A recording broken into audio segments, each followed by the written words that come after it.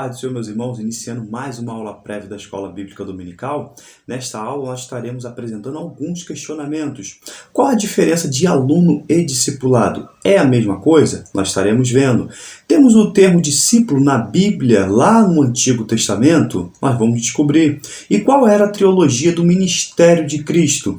E ainda, agora uma postura apologética. Qual a religião que cumpre o fazer discípulo? Nos acompanhe.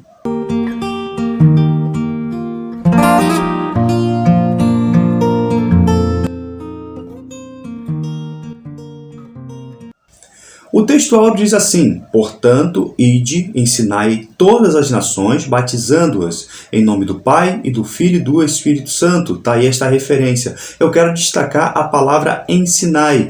Ensinai, está aí o verbete grego, quer dizer tornar-se um aluno, inscrever-se como estudante. E mais para frente nós estaremos apresentando com mais detalhes essa palavra. A leitura bíblica em classe é bastante interessante. Vejam, nós temos duas referências. São Mateus, capítulo 28, versículo 16 até o versículo 20. E alguns comentaristas dizem que esta passagem é a chave deste evangelho. Veja este versículo 20. Ensinando-os a obedecer a tudo que eu lhes ordenei, e eu estarei sempre com vocês até o fim dos tempos. Essa palavra ensinando não é a mesma palavra do versículo 19, como nós já vimos. Esta palavra ensinando-os quer dizer com uma didática apropriada.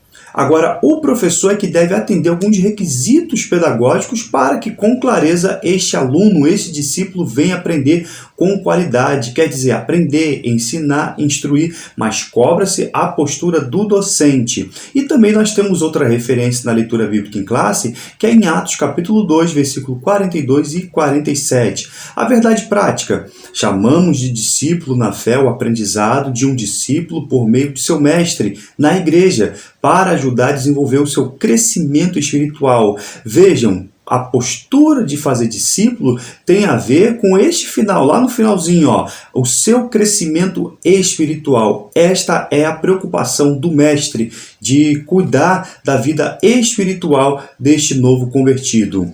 Depois que a pessoa aceita Cristo, e agora? Como que continua agora a sua vida? Os seus passos? A vida continua e o relacionamento com a família, os colegas de trabalho, na sociedade e na igreja precisa ser revisto. Nós vamos apresentar 3 situações que o novo convertido deverá aprender, deverá estar preocupado. Aprender mais de Cristo, se preparar para o batismo e também conhecer a doutrina da igreja, a doutrina, os costumes. Nós temos o cremos, nós temos na Assembleia de Deus algo relacionado à questão doutrinária. Está aí este livro, que é bom, é indicado para que ele cresça no conhecimento, na graça e no conhecimento. Temos referências no Antigo Testamento sobre discípulo? Sim. Está aí 2 referências. E deitaram sortes acerca da guarda igualmente, assim o pequeno como o grande, o mestre juntamente com o discípulo. 1 Crônicas 20, 25, versículo 8. É interessante esse versículo. A organização dos músicos e cantores ocorria em 24 grupos de 12 pessoas estabelecidas pelo rei Davi. Estavam também entre eles um certo número de aprendizes no cântico e na música. Ou seja, era para que o trabalho não sofresse solução de continuidade. Então, por isso, os aprendizes e os discípulos. Outro versículo também. Liga o testemunho, sela a lei entre os meus discípulos. Está aí esta referência. No judaísmo rabínico, o aluno aprendiz se submete ao rabino e o acompanha por toda parte, aprendendo e servindo o seu mestre. A definição etimológica, mais uma vez nós demos ênfase à palavra ensinando-os, fazendo discípulo. O Novo Testamento ele vai empregar o substantivo grego mathetes, discípulo, aprendiz. Essa palavra é derivada do verbo matano, aprender, e só aparece nos evangelhos. Olha só que interessante, nos evangelhos e em Atos dos Apóstolos. O termo discípulo agora em nossa língua vem do latim, discípulos, aprender, estudar. Importante, nós não podemos confundir discípulo com aluno. São duas coisas bem diferentes. Por quê? Pois o discípulo é um que não somente aceita o ponto de vista do seu mestre, mas que é seu partidário em crença e prática. O aluno ele tem uma certa autonomia, mas o discípulo ele segue os passos do mestre. O dicionário, vejam isso, Sacconi define discípulo como aquele que recebe lições de um mestre ou líder e adota a sua doutrina procurando seguir-lhe os passos. No mundo pós-moderno, agora, esse mundo ideológico, hoje a questão do discípulo é até visto como uma relação de opressão entre mestre e discípulo, professor e aluno. Agora, qual a religião que está fazendo o discípulo de forma correta? Mais uma vez, nós problematizamos isso no início. A postura agora é uma postura apologética, porque os testemunhos de Jeová, eles vão afirmar que são as únicas que obedecem à ordem bíblica de pregar de casa em casa. Olha só que interessante. E por conta disso, frequentemente eles nos perguntam, então por isso nós temos que estar preparados. Quando surge a oportunidade, por sermos cristãos, por que não saímos de casa em casa pregando o evangelho, já que possuímos a verdade? Então, se um testemunho de Jeová vos abordar com este questionamento, nós temos uma postura bem apologética. O que nós podemos responder? Quer ver?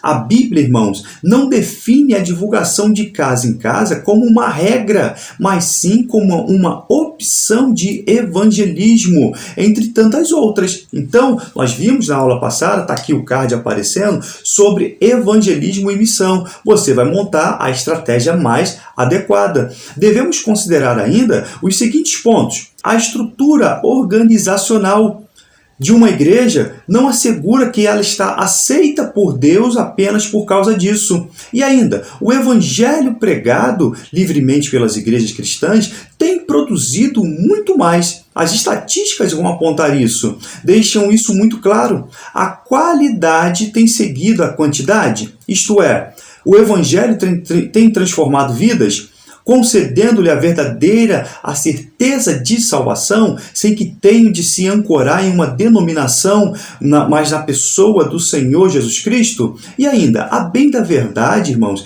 é que as testemunhas de Jeová, se eles não forem de casa em casa, eles raramente, as pessoas, vão adquirir suas literaturas, e a isso eles não conseguem manter aquela televisão deles. Eles vivem dessas vendas, então tem todo um propósito deles estarem saindo de casa em casa. Entenda isso. Agora, vamos aprender com Cristo. Ele é o nosso mestre, ele é o nosso modelo também de fazer discípulos. O Senhor Jesus Cristo se distingue de todos os mestres gregos e judeus, dos filósofos e dos rabinos no método e também no conteúdo. O número no discipulado de Jesus era muito maior e até, vejam isso, envolvia mulheres. Algo que para a época era uma quebra de paradigma. Então as mulheres também eram feitas suas discípulas. O ministério de Jesus se baseava numa trilogia, em um tripé: pregar, ensinar e também curar. O discipulado ele vai acompanhar a pregação do evangelho desde o princípio e é fundamental a importância com base inicial na formação cristã do novo convertido. O discipulado tem a ver com o desenvolvimento do caráter. É isso que nós estamos preocupados a formar. Um caráter exemplar do cristão para servir ao próximo e influenciá-lo na convivência. Estamos a fomentar o crescimento espiritual, o crescimento moral deste discípulo. O ministério do ensino, irmãos, nós vamos ver que ele ocupa espaço relevante no cristianismo. Ele aparece na lista dos dons da graça de Deus. Lembra daquele versículo? O que ensina, dedique-se ao ensino. Romanos 12:7. O discipulado e o crescimento sadio da igreja.